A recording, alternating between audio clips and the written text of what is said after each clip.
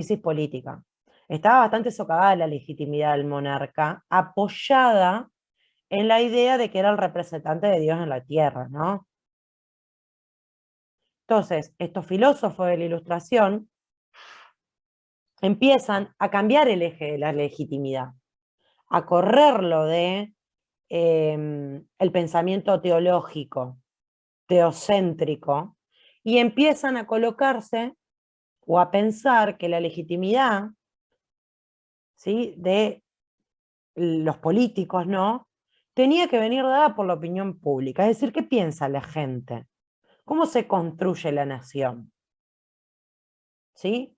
Empiezan a cambiar, entonces van a rotar el eje de discusión. Entonces no podemos decir que el rey tiene que estar ahí porque Dios así lo manda.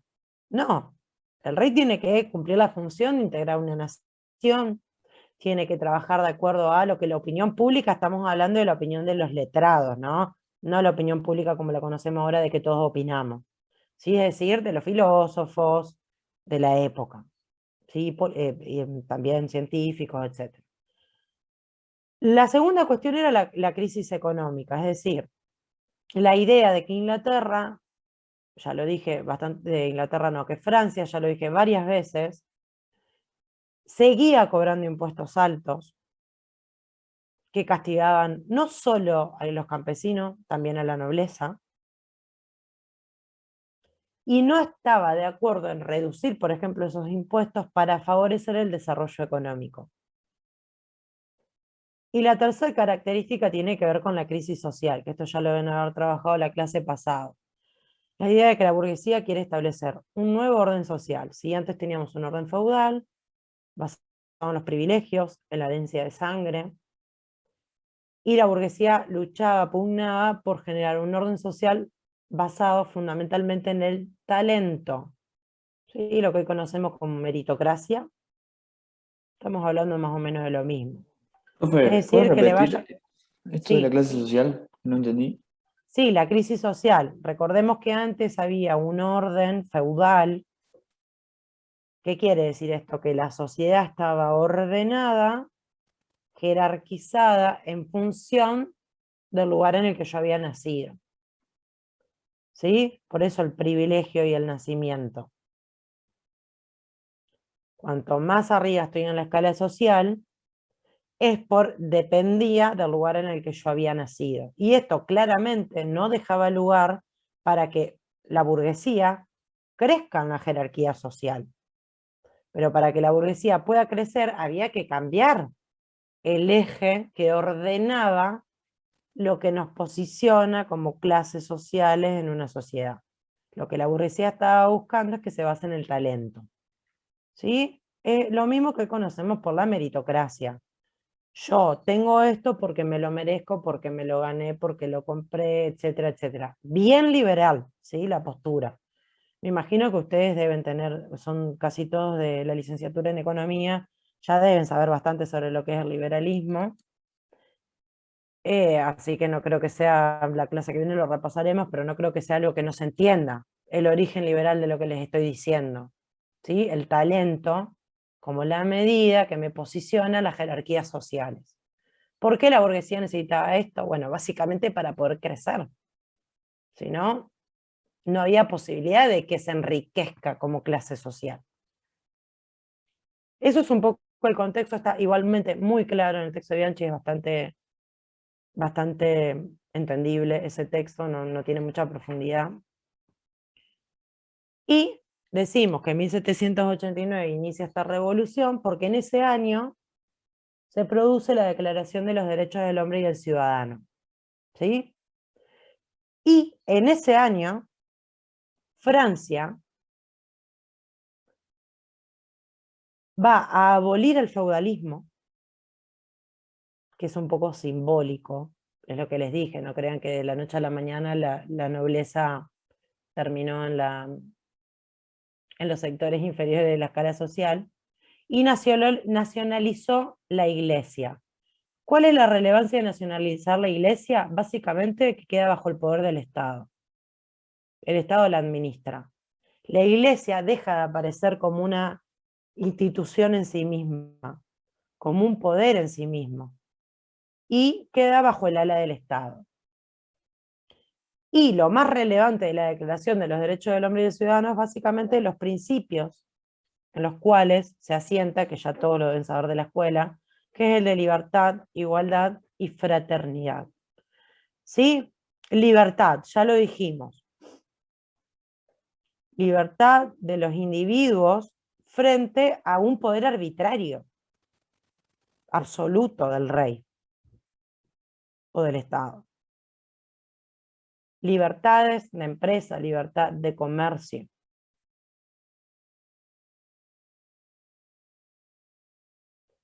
La segunda gran característica o principio de esta declaración es la de la igualdad. ¿Igualdad de qué forma? Ya lo trabajamos, pero como para ir reteniendo. ¿Qué tipo de igualdad? Ante la ley. Ante la ley. Excelente. Cuando hablamos de un Estado liberal, hablamos de un Estado de derecho. ¿Qué quiere decir un Estado de derecho? Que nada escapa a la ley. Por eso decimos que son estados legales racionales. Nada escapa a la ley y todos somos iguales ante la ley. Somos juzgados con la misma vara, incluido el rey. Ya no hay más privilegios de sangre o de nacimiento. Todos partimos del mismo lugar y tenemos libertad de movimiento, ¿no? Ahora bien, esto ya es en términos casi lógicos, ¿no? Recuerden que estos derechos les llamamos derechos civiles, se lo graban, se lo agendan. Los derechos civiles surgen con los estados liberales. Lo van a trabajar bien con el texto de Marshall, anótenselo para después no olvidarse, pero son los primeros derechos que surgen. Libertad, igualdad, derechos civiles. Protegen al individuo. Son derechos que benefician al individuo en su movilidad. Son los derechos más liberales que hay.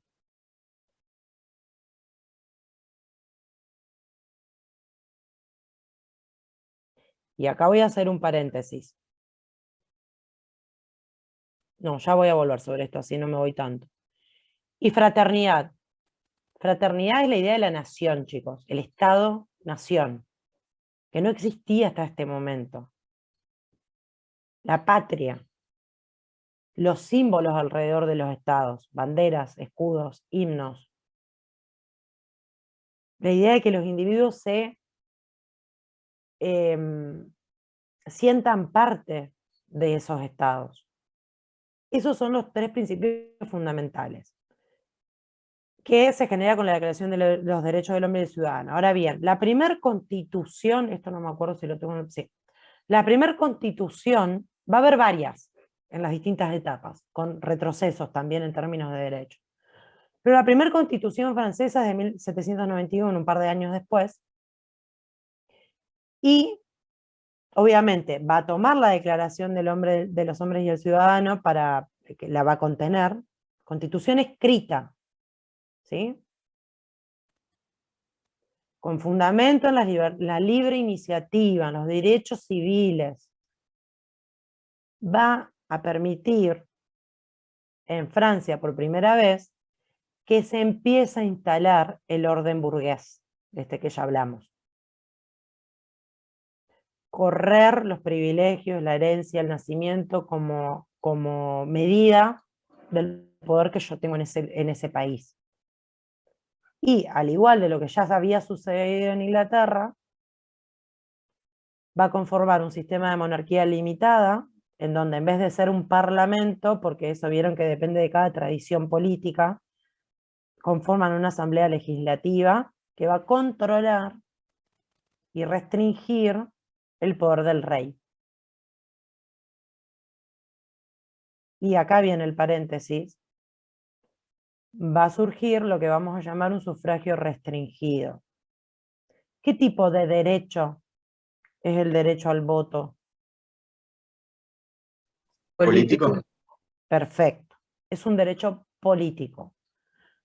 Cuando vean Marshall, van a ver que a diferencia de los derechos civiles que vinieron así, todos juntos, en los derechos políticos van a ir evolucionando, desarrollándose a lo largo de bastante tiempo, ¿sí? Y en sus orígenes va a ser restringido. Entonces, igualdad civil ante la ley no quiere decir igualdad política, no quiere decir democracia, ¿sí? No lo usen como sinónimos, son distintas formas de gobierno, ¿sí? Eso como para que se lo graben, está bien desarrollado en el texto de Marshall, pero se los quiero remarcar para que no haya confusión en esto. ¿Quiénes votaban? Lo que ya dijimos. Las personas que tenían propiedades, las personas que tenían bienes, dinero, es decir, la nobleza y la burguesía. Entonces, esperen que... Emanuel, restringido, no solamente las mujeres no podían votar, respondo a una consulta del chat. Las mujeres no podían votar y las mujeres no van a votar hasta el siglo XX, bastante tiempo después que los hombres. Podían votar los hombres, varones, ¿sí? De negocios que tenían propiedades, ¿sí? Es decir, las clases bien posicionadas. Es decir, el derecho político no es en sus orígenes un derecho universal, como lo conocemos ahora. Es un derecho que tienen ciertas personas, por eso decimos restringido. Es como un subderecho, que lo tengo no por ser individuo, sino por ser un hombre de negocio. Entonces, es como un subderecho, no revestía en este momento el mismo nivel que los derechos civiles. Entonces, cuando nosotros en un examen nos preguntamos sobre los estados liberales, es importante que recordemos que estamos hablando de estados de derecho. Y que cuando, esto igual lo vamos a repasar la semana que viene, y cuando hablamos de estado de derecho, estamos hablando que son estados legales racionales. Ahora bien, en sus inicios son estados que protegen los derechos civiles, los derechos que se supone que los hombres tenemos por el hecho de nacer, ¿sí? Por ser hombres. Pero no estamos hablando de derechos políticos universales. Por eso decimos sufragio restringido. Ya vamos a ver después cuando empieza a haber una lucha social para que el sufragio sea universal, que también sigue siendo restringido porque solo votan los hombres, pero ya se le dice sufragio universal. Todos los hombres varones votaban. Eso va a ser después. Bien. Denme un segundo. Oh, se me fue. Denme un segundito. Esto es lo que no me gusta del Prezi.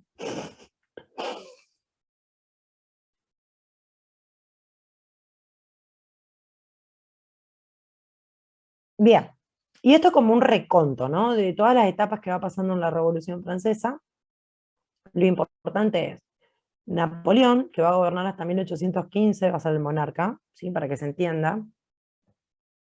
Hasta este momento, hasta 1815, fíjense cuántos años después estamos hablando desde el inicio de la Revolución Francesa, vamos a decir que en términos políticos, si bien, fíjense que el espíritu de la revolución era limitar el poder del rey, en términos reales, a lo largo de la Revolución Francesa, ¿sí?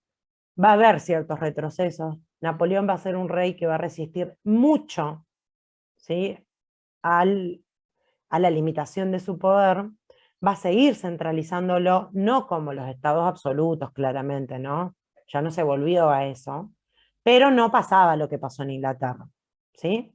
Y en segundo lugar, en términos de derechos, sí tenemos que decir que hay avances, ¿sí?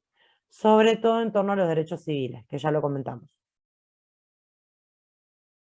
Y a la instalación del orden burgués, basado en el talento.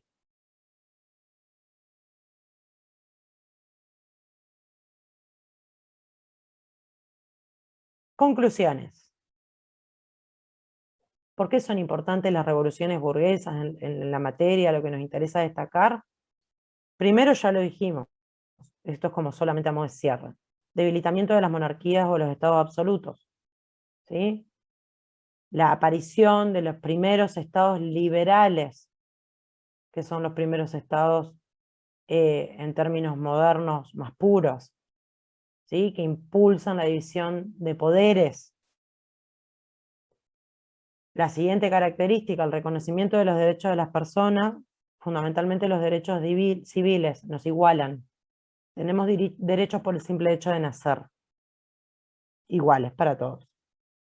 Y lo último, ya dijimos, la consolidación de la burguesía como la clase claramente triunfante de estos procesos revolucionarios. Acá quiero hacer un paréntesis porque en las revoluciones francesas, específicamente, las revoluciones no fueron llevadas adelante solamente por la burguesía, también fueron llevadas adelante por los campesinos y también fueron llevadas adelante por la nobleza, que eran los tres sectores sociales que estaban un poco cansados, ¿no?, de esa centralización excesiva de poder que tenía el monarca antes. Sin embargo, por el tipo de conformaciones de constituciones que derivaron de estas revoluciones, por el tipo de conformación de los parlamentos, la clase claramente beneficiada va a ser la burguesía. Por eso le decimos revoluciones burguesas. Esto va a preparar los cimientos políticos para que el capitalismo en términos económicos se desarrolle con mayor fluidez. ¿Sí? ¿Alguna pregunta, duda? De las revoluciones, recuerden, no se detengan en nombres de reyes, en todas las constituciones que hubo en Francia, no nos interesa. Sí, reconozcan en los espíritus que tienen, qué sectores se benefician, por qué se generan estas revoluciones, o sea, contexto de surgimiento, qué sucede en estas revoluciones, a grandes rasgos, cuál es la ideología por detrás, que es la liberal, ya lo saben, la ideología que hay por detrás y cuál es la clase social beneficiada, que bueno, un poco ya se lo dije. Bien. Profe, Ahora, sí. perdón, yo hoy al principio de la clase cuando estaba hablando de la Revolución Inglesa a mí se me cortó y que cuando, o sea, lo enuncian a Guillermo como rey, digamos, ahí como que dijo que se terminaba algo, pero no llegué como a escuchar. No, bueno, que con la instalación el Parlamento elige a Guillermo II de rey, pero a cambio de que de ciertos condicionantes, como por ejemplo que no iba a poder haber más reyes católicos, tenían que ser anglicanos, que cada ley, impuesto que él desee generar o derribar, tenía previamente que convocar al Parlamento, que esto es quizás lo más relevante en términos de límites al poder del rey. ¿Sí? Igualmente, les repito, no se detengan en eso, está en el PowerPoint, hay un breve recorrido, como para que entiendan la lógica de lo que sucedió, pero no más que eso, ¿sí? El espíritu, recuerden. Bien. Y ahora, habiendo visto el contexto histórico, nos vamos a ir a trabajar a Locke, ¿sí? El segundo contractualista, ¿sí? La También clase queda una sola duda. Sí. Se les llama Estado liberal porque defiende los derechos civiles, entonces. No solamente.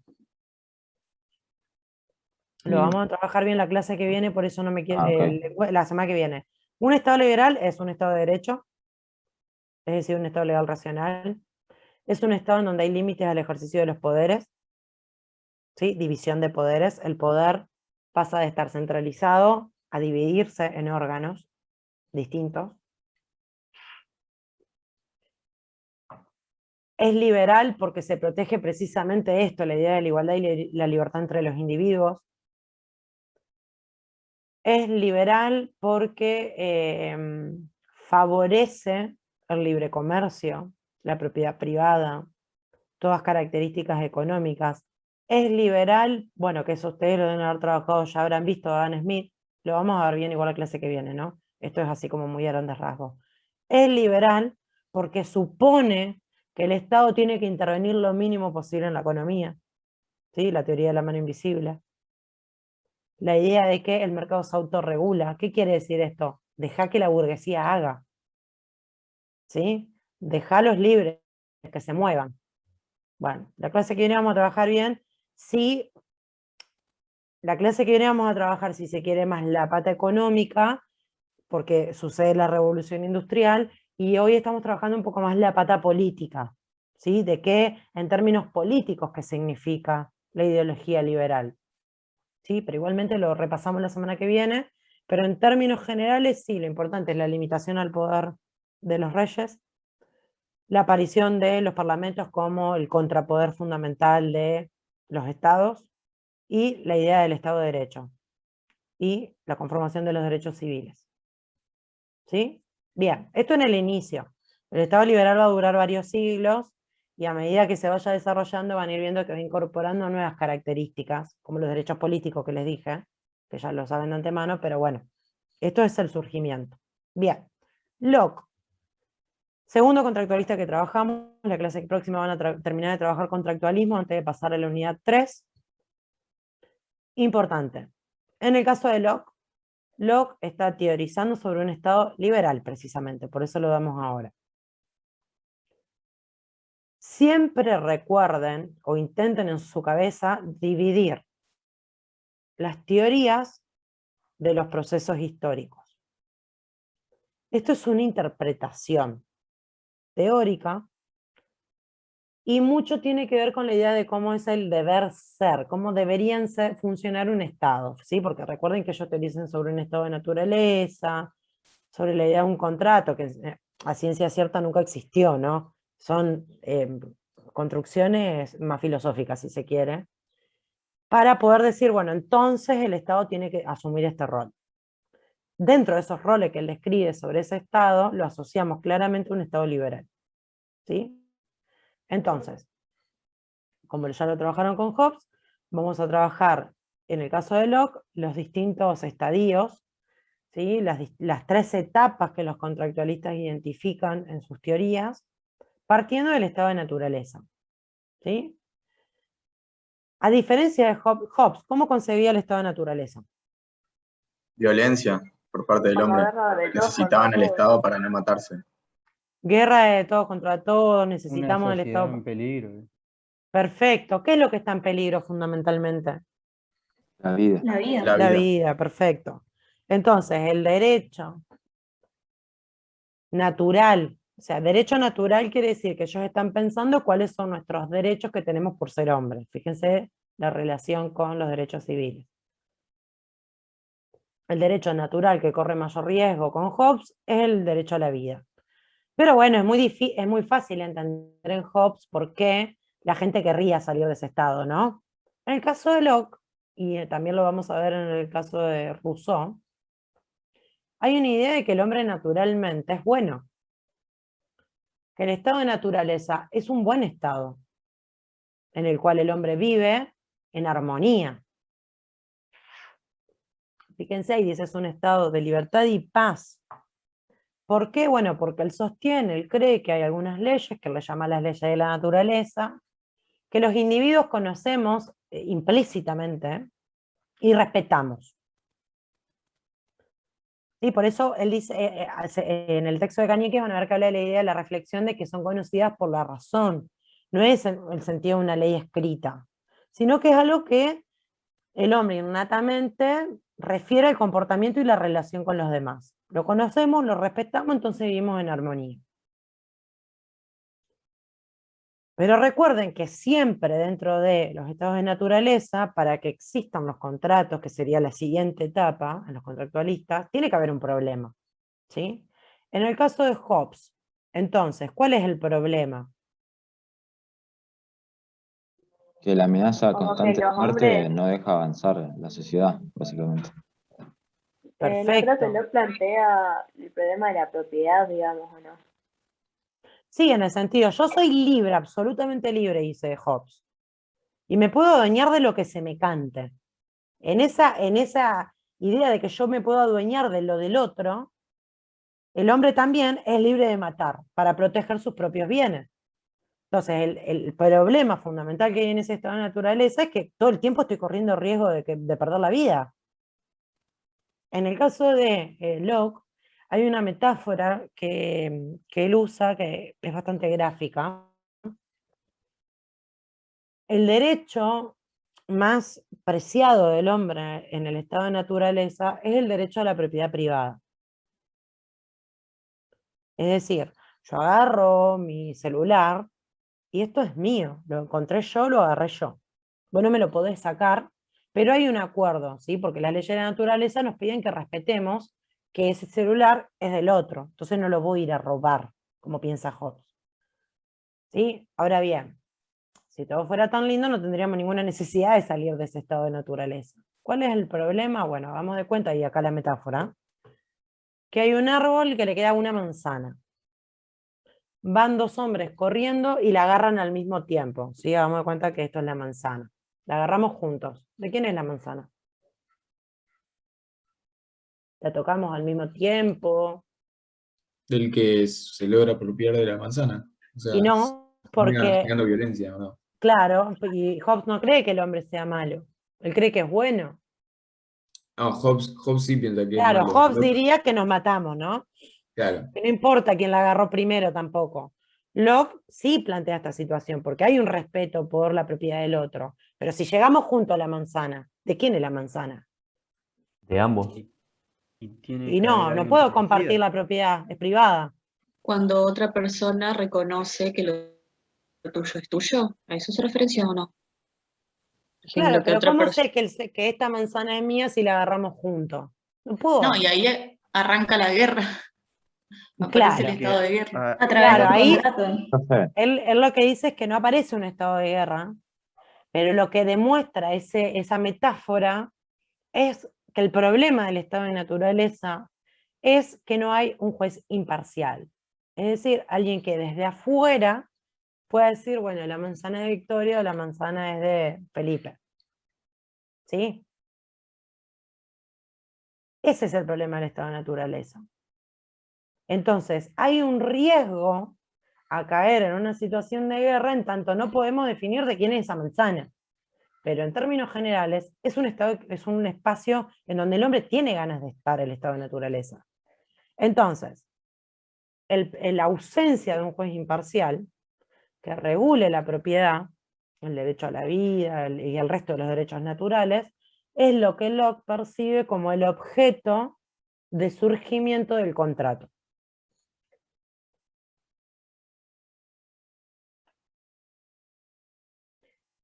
Ahora bien, en el caso de Locke, a diferencia de Rousseau, que ya lo van a trabajar, y a diferencia de Hobbes, Locke piensa que hay dos contratos, ¿sí? Que se dan como en forma, primero se tiene que dar uno para que se dé el segundo.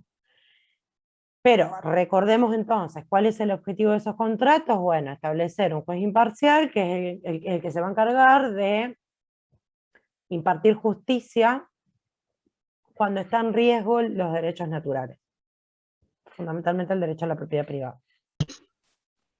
Entonces, ese contrato no implica que el hombre renuncie a todos sus derechos, como sí lo pensaba Hobbes, sino que lo que dice Locke es que el hombre va a ceder alguno de sus derechos y va a preservarse para sí el derecho a la propiedad. ¿Sí? ¿te puedo repetir? Sí, a diferencia de Hobbes, recuerden que Hobbes decía que para poder salir de una situación de guerra semejante como la del estado de naturaleza, el hombre tenía que ceder todos sus derechos, menos el derecho a la vida, que es el que el soberano debe proteger. ¿Sí? Entonces el soberano acumula todos los poderes y así deshace como quiere. En este caso Locke dice, no, el hombre no va a ceder todos sus derechos. Va a ceder una parte y se va a preservar para sí el derecho a la propiedad y todo lo que incluya la libertad y la movilidad alrededor de la propiedad privada.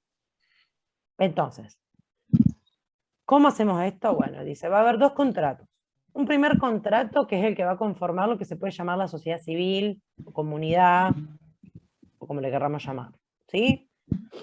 Entonces, un contrato que firman, entre comillas, ¿no? Los hombres que se ponen de acuerdo para salir del estado de naturaleza y conformar una sociedad civil, comunidad, como le querramos llamar. Después hay otro contrato que le sucede, que es el que crea la sociedad política o el gobierno, el Estado. ¿sí? En ese Estado, recordemos que es un contrato que conforma el Estado o el gobierno, que es el que va a proteger los derechos naturales de los individuos. Y acá hago un paréntesis. Ya vamos a ver en qué situaciones este Estado se puede disolver. Pero la disolución de los Estados para Hobbes nunca va a remitir el regreso al estado de naturaleza como si lo piensa Hobbes. Si yo disuelvo el gobierno, disuelvo el Estado, sigo siendo una sociedad civil. El primer contrato es el que yo no puedo disolver. ¿Esto está claro? ¿Alguien tiene alguna duda? Bien, sigo avanzando.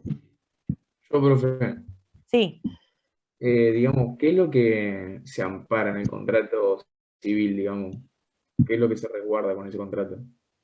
no se resguarda, es un acuerdo en el que todos los individuos nos ponemos de acuerdo para salir del estado de naturaleza y conformar una sociedad, una comunidad. Nada más. Yo pensé que se ¿Sí? protegía algún tipo de derecho o algo. No, conformamos como si fuera una sociedad, como en un Perfecto. contrato de una empresa, ¿no? Lo mismo. Sí, sí, sí. Bien.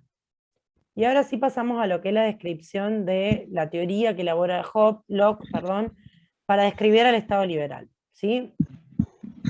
Entonces, recordemos que el Estado liberal se piensa, si se construye como un tipo de Estado que va a limitar la concentración absoluta del poder, puede ser un órgano, un individuo, como le querramos llamar. Entonces, ¿cuál va a ser la consecuencia obvia de este tipo de Estado? La división de poderes. Exacto, la división del poder. La división de poderes se genera precisamente para limitar el abuso de poder. Divido poderes, como lo dice la palabra. Divido los poderes en distintos órganos, individuos, personas, o como le queramos llamar. En el caso de Locke, él va a pensar en tres tipos de poderes. El poder legislativo, que ya lo sabemos de antemano por todo lo que venimos trabajando en la clase de hoy, va a ser el poder más importante, el poder supremo. ¿Por qué? Básicamente porque es el encargado de hacer las leyes y garantizar que esas leyes representen la protección de los derechos naturales que teníamos en el estado de naturaleza. ¿Sí?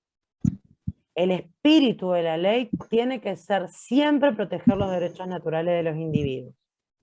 Preservar esa sociedad civil que se conformó. Ahora bien, lo que es importante, tanto en el caso del Poder Legislativo como en el caso del Poder Ejecutivo, es que al mismo tiempo, si yo digo, bueno, el Poder Legislativo es el Poder Supremo, y hagamos de cuenta que ese órgano, pongamos un ejemplo actual, hagamos de cuenta que el Poder Legislativo actual hace una ley que protege los intereses de un grupo de la sociedad, adinerado, por ejemplo. ¿Estaría garantizando las leyes naturales? No, porque incumple con No. la igualdad. ¿Porque incumple con qué? Con la igualdad. Perfecto. Esas leyes tienen que proteger al colectivo, no a beneficiar a un grupo en particular. ¿Sí? Eso es lo que hablamos cuando hay límites al propio ejercicio del poder legislativo.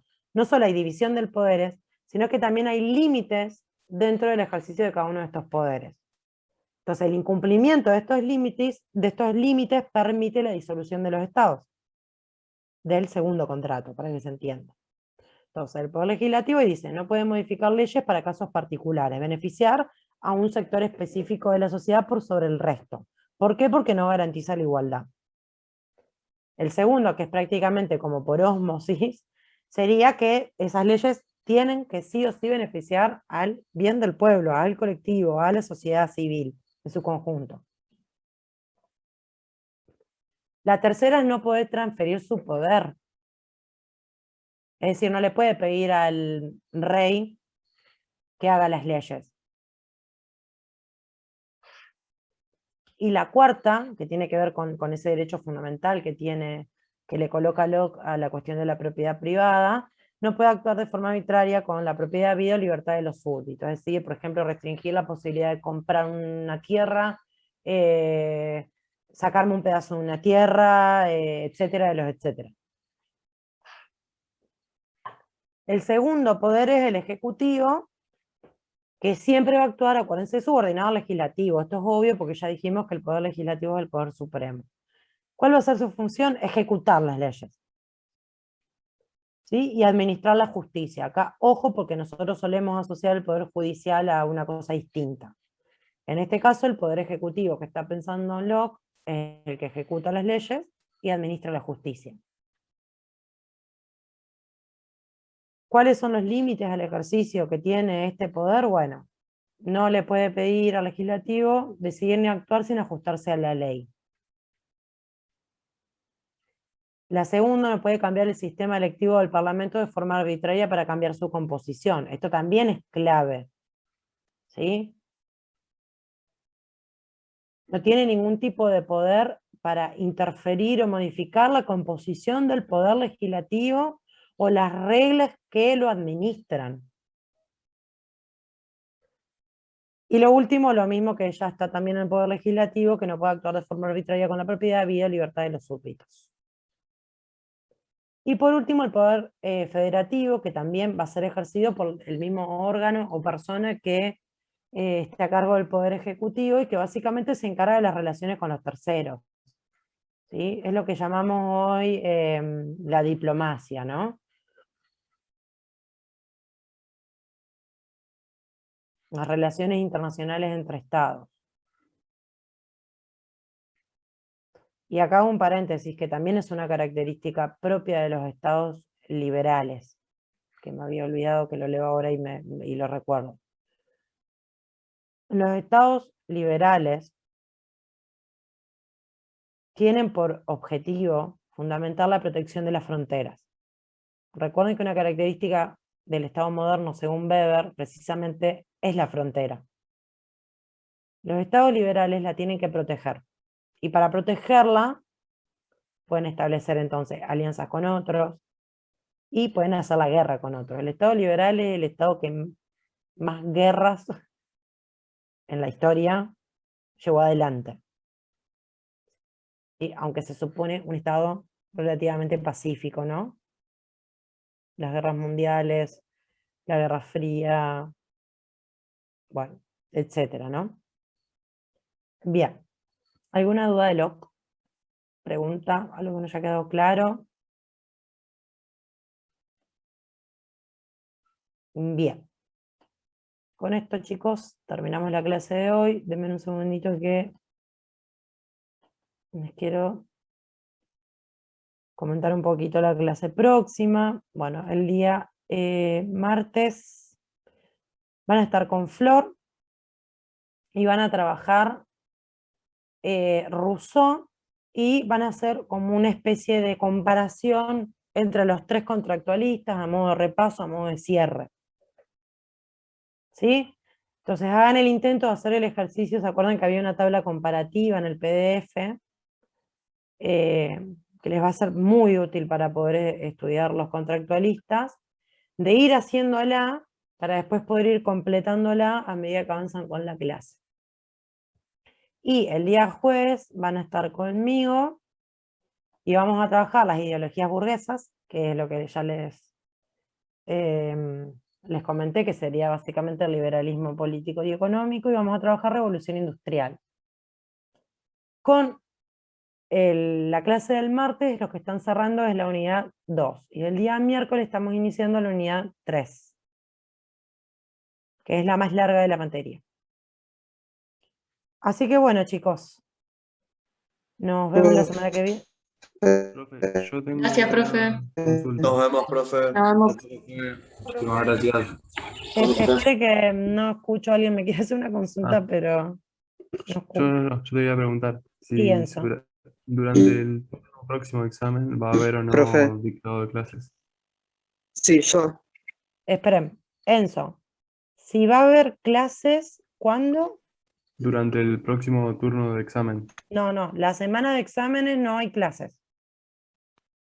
Va a haber Parece dos que- turnos, va a haber dos llamados, acuérdense, porque se está recuperando uno del año pasado, creo que faltó. Pero Sí, bueno, les profe. vamos avisando. Ahora en septiembre. Sí, en septiembre hay dos, o septiembre-octubre, no recuerdo bien las fechas. 1 y 1, creo. Bueno, por eso, esas semanas no hay clases. Sí, Yo había también tengo Álvaro. Sí, ya tomó asistencia porque yo llego un poquito tarde. No voy a tomar. Ah, bueno. ¿Alguna otra pregunta, duda? Bueno, chicos, nos vemos la semana que viene.